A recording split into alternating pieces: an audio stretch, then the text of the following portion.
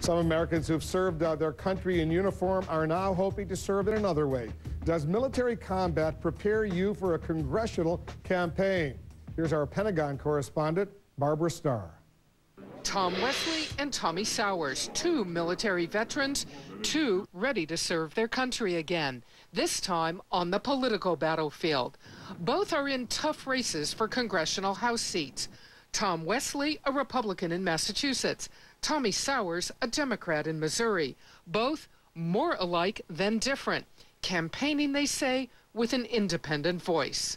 The great thing about running in 2010 is there is so much demand for new blood out there. You know, I think this is going to be a watershed year in 2010. I think we're going to look back on this year 30 years from now and say this was the year that America took back control of Congress. Everywhere I go, I introduce myself. I'm Tommy Sowers. I'm a veteran running for Congress, and I'm running to get some new blood in D.C.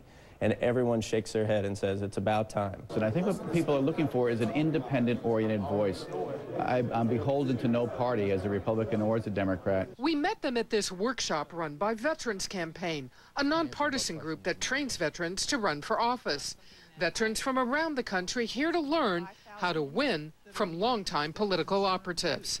You have to be the one most visible in control of the message. Jay Parker, who worked on Democratic campaigns, warns the vets that voters want more than just a candidate with war stories. So what does it take to win? The veterans who can connect their experience to broader issues and show an understanding of concerns about health care, about education, about community renewal. Sowers served as a Green Beret in Iraq. He thinks he can connect as a Democrat in a region of Missouri where Rush Limbaugh grew up.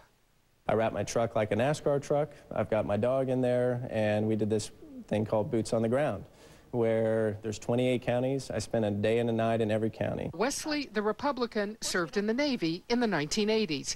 He's a long-shot candidate trying to appeal to the changed voter and the Tea Party influence. I think there'll be 40, 50, 60 or more freshmen coming in, and that's going to be the effective third party that some of the Tea Party people are looking for. Tommy Sowers doesn't disagree when looking at his Missouri race. So you've got a Republican incumbent being challenged by a Tea Party candidate in the Republican primary. There's an independent Tea Party candidate that's collecting enough signatures to be on the general election ballot.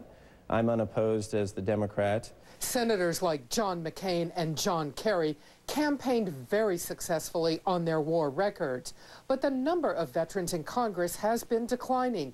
This new generation hopes they can offer a broader appeal and win on Election Day. Barbara Starr, CNN, The Pentagon.